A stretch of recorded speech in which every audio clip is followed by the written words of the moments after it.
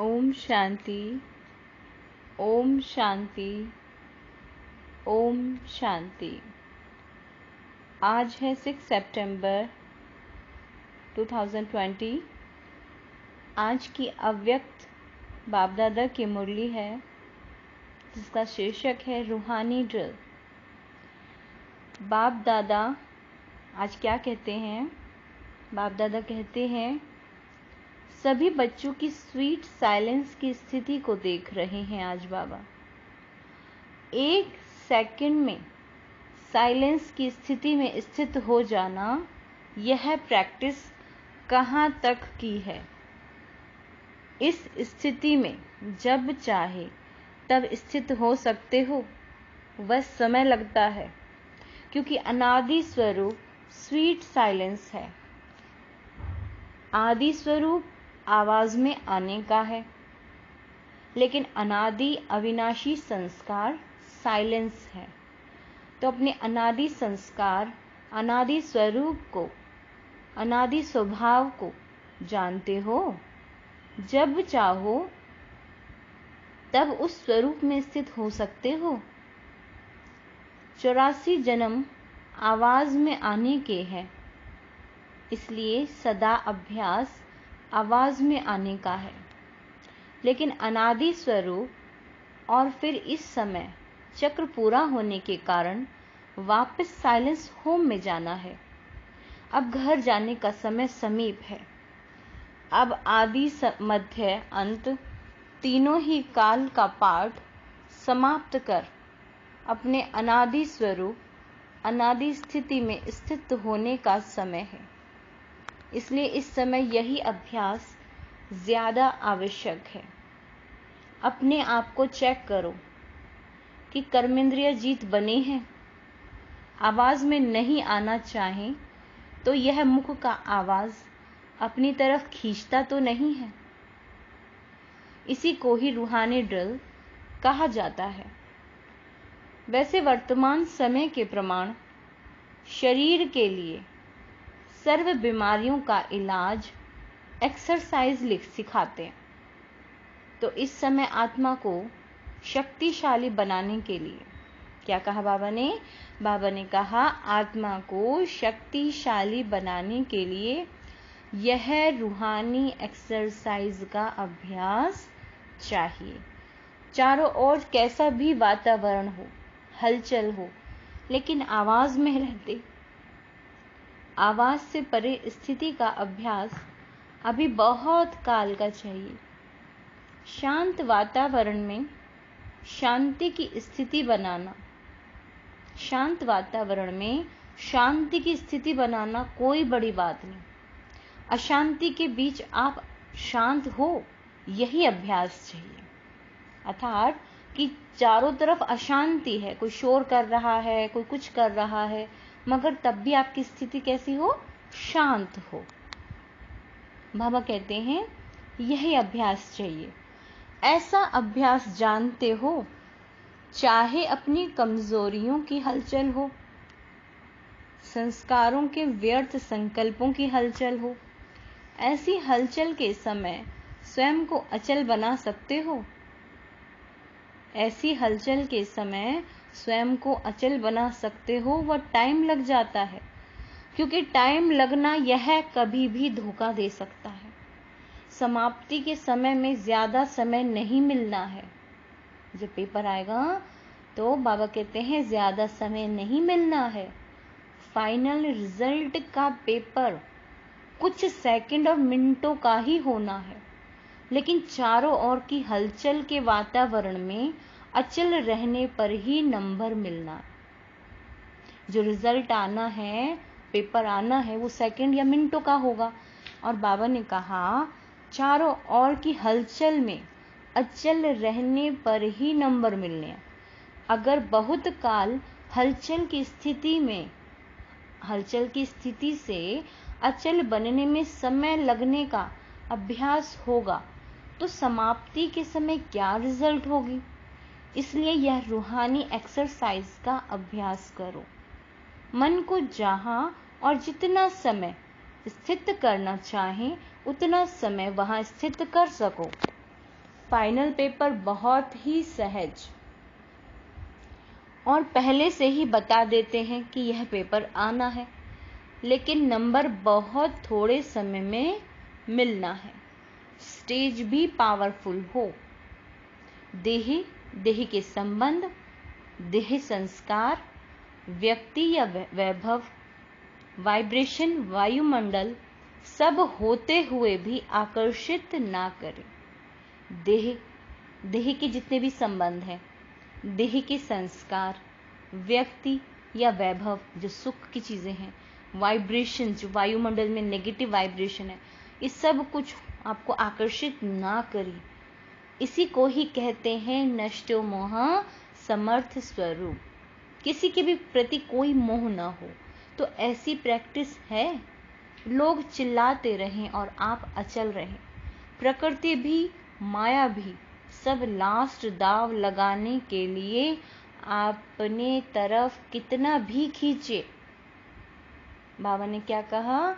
प्रकृति भी, माया भी सब लास्ट दाव लगाने के लिए अपनी तरफ कितना भी खींचे, लेकिन आप न्यारे और बाप के प्यारे बनने की स्थिति में लवलीन रहो।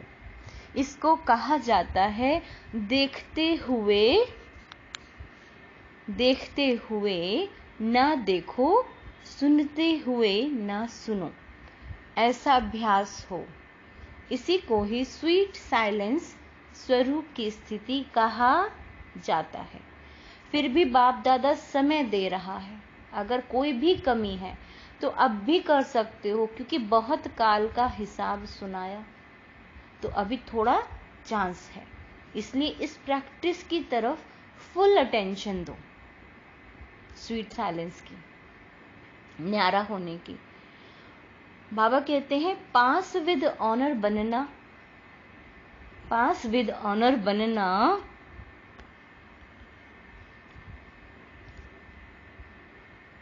क्या कहते हैं बाबा? पास विद ऑनर बनना या पास होना, यह आधार इसी अभ्यास पर है। ऐसा अभ्यास है। समय की घंटी बजे तो तैयार होंगे, या भी सोचते हो तैयार होना है। इसी अभ्यास के कारण अष्ट रत्नों की माला विशेष छोटी बनी है, बहुत थोड़े टाइम की है। जैसे आप लोग कहते हो ना, सेकंड में मुक्ति व जीवन मुक्ति का वर्षा लेना सभी का अधिकार है, तो समाप्ति के समय भी नंबर लेना थोड़े समय की बात है। लेकिन जरा भी हलचल ना हो, बस बिंदी कहा और बिंदी में टिक जाए। बाबा ने कहा जरा भी हलचल ना हो, बस बिंदी कहा और बिंदी में टिक जाए। बिंदी हिले नहीं। ऐसे नहीं कि उस समय अभ्यास करना शुरू करो, मैं आत्मा हूं, ये नहीं चलेगा। क्योंकि सुनाया वार भी चारों ओर का होगा। लास्ट ट्रायल सब करेंगे। प्रकृति में भी जितनी शक्ति होगी, माया में भी जितनी शक्ति होगी, ट्रायल करेंगे। उनकी भी लास्ट ट्रायल और आपकी लास्ट कर्मातीत, कर्म बंधन मुक्त स्थिति होगी।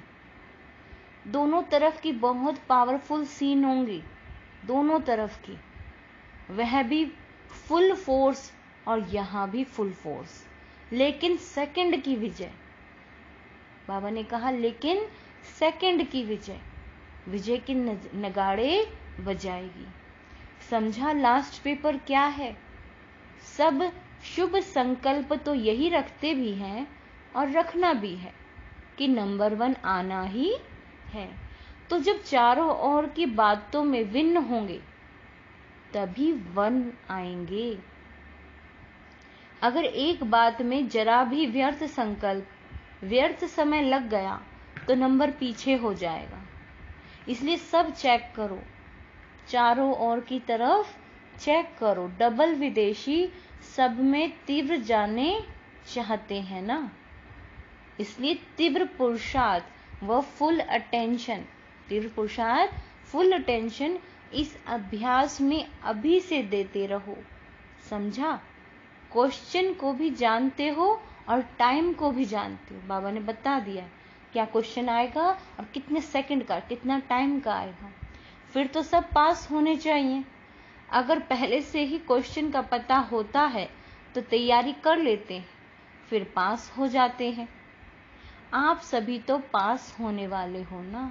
अच्छा, यह सीजन बाप दादा ने हर एक से मिलने का खुला भंडारा खोला है। आगे क्या होना है वह फिर बताएंगे। अभी खुले भंडार से जो भी लेने आए हैं वह तो ले ही लेंगे। ड्रामा का दृश्य सदा बदलता ही है, लेकिन यह इस सीजन में चाहे भारतवासियों को चाहे डबल विदेशियों को, सभी को विशेष वरदान तो मिला ही है। बाप दादा ने जो वादा किया है वह तो निभाएंगे। इस सीजन का फल खाओ। फल है मिलन, वरदान। सभी सीजन का फल खाने आए हो ना। बाप दादा भी बच्चों को देख खुशी होती है। फिर भी साकारी सृष्टि में तो सब देखना होता है। अभी तो मौज मना लो, फिर सीजन की लास्ट में सुनाएंगे। सेवा के स्थान भले अलग अलग हैं, लेकिन सेवा का लक्ष्य तो एक ही है, उमंग उल्लास एक ही है। इसलिए बाप दादा सभी स्थानों को विशेष महत्व देते हैं। ऐसे नहीं एक स्थान महत्व वाला है दूसरा है कम है, नहीं। जिस भी धरनी पर बच्चे पहुंचे हैं उससे कोई ना कोई विशेष रिजल्ट अवश्य निकलनी है। फिर चाहे कोई भी जल्दी दिखाई देती, कोई भी समय पर दिखाई देती, लेकिन विशेष एक सब तरफ की है। कितने अच्छे अच्छे रतन निकले। ऐसे नहीं समझना कि हम तो साधारण हैं, सब विशेष हो। अगर कोई विशेष न होता तो बाप के पास नहीं पहुंचता। विशेषता है, लेकिन कोई विशेषता को सेवा में लगाते हैं, कोई सेवा में लगाने के लिए अभी तैयार हो रहे हैं। बाकी हैं सब विशेष आत्माएं, सब महारथी महावीर हो। एक एक की महिमा शुरू करें तो लंबी चौड़ी माला बन जाएगी। शक्तियों को देखो तो हर एक शक्ति महान आत्मा है, विश्व कल्याणकारी आत्मा दिखाई देगी। ऐसे हो ना, या सिर्फ अपने अपने स्थानों पर कल्याणकारी हो। अच्छा,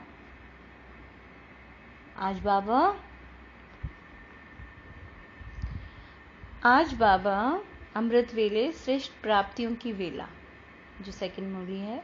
आज रूहानी बागवान अपने रूहानी रोज फ्लावर्स का बगीचा देख रहे हैं।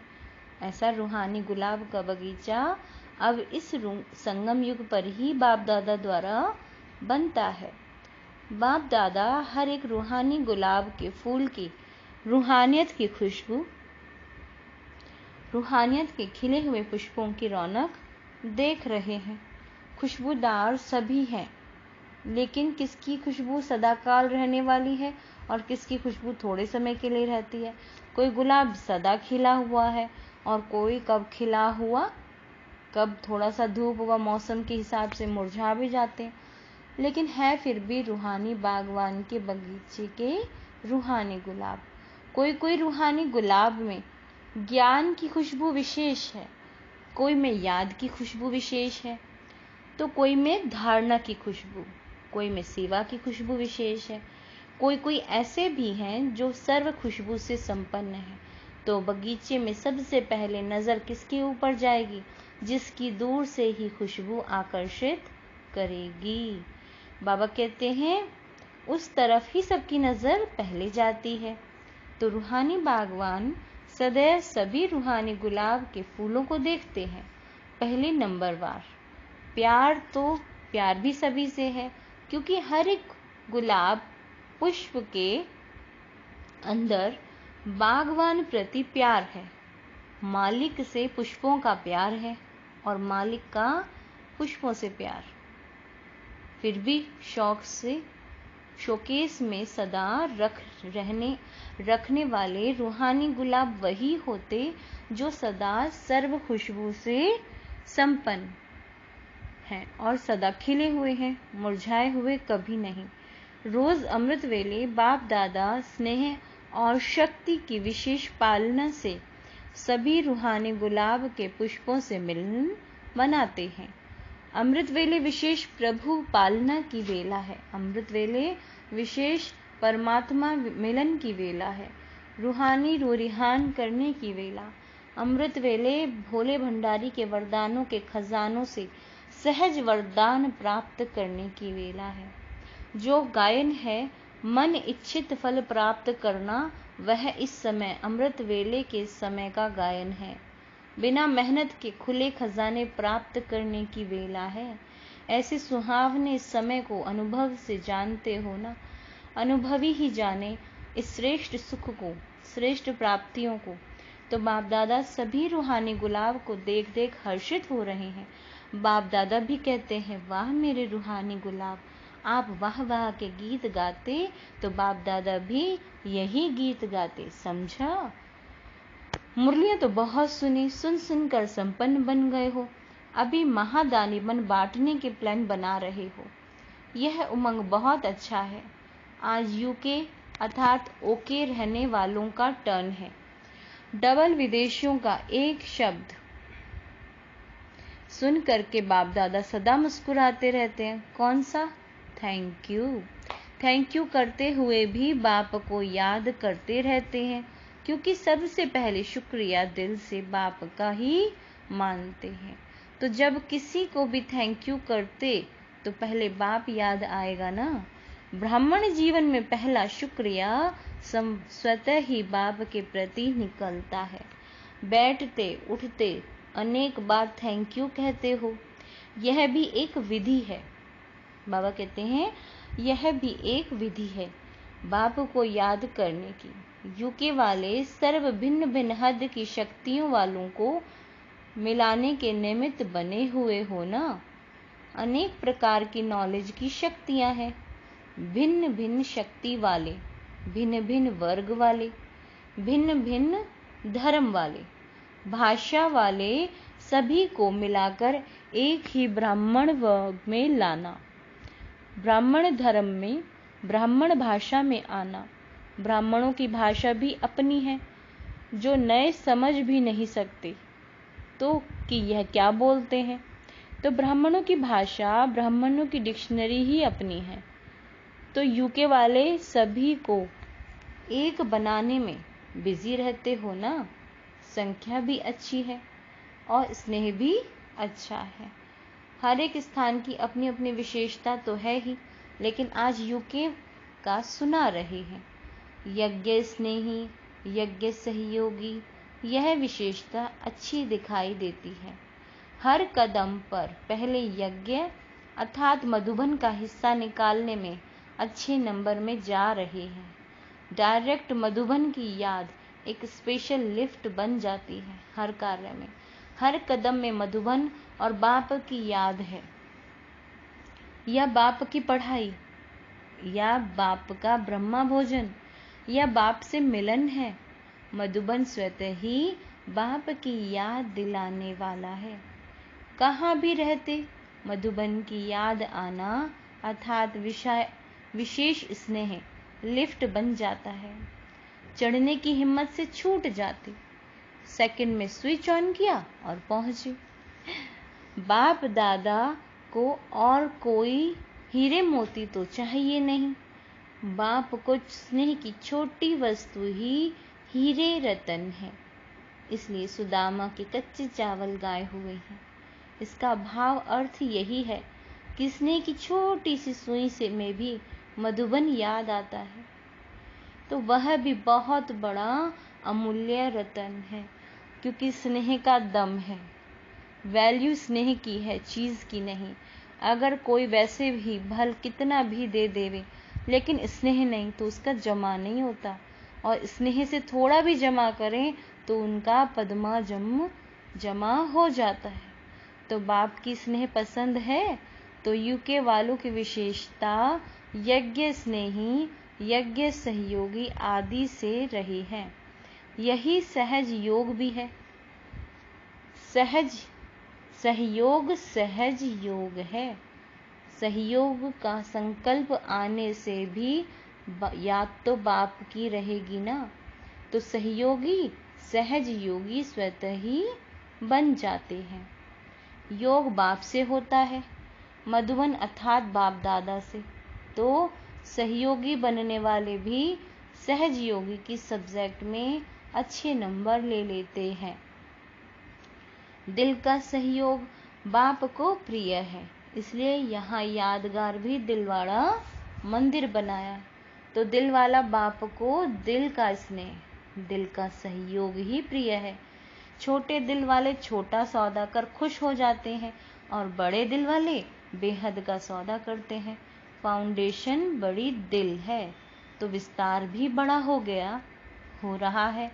जैसे कई जगह पर वृक्ष देखे होंगे तो वृक्ष की शाखाएं भी तना बन जाती हैं।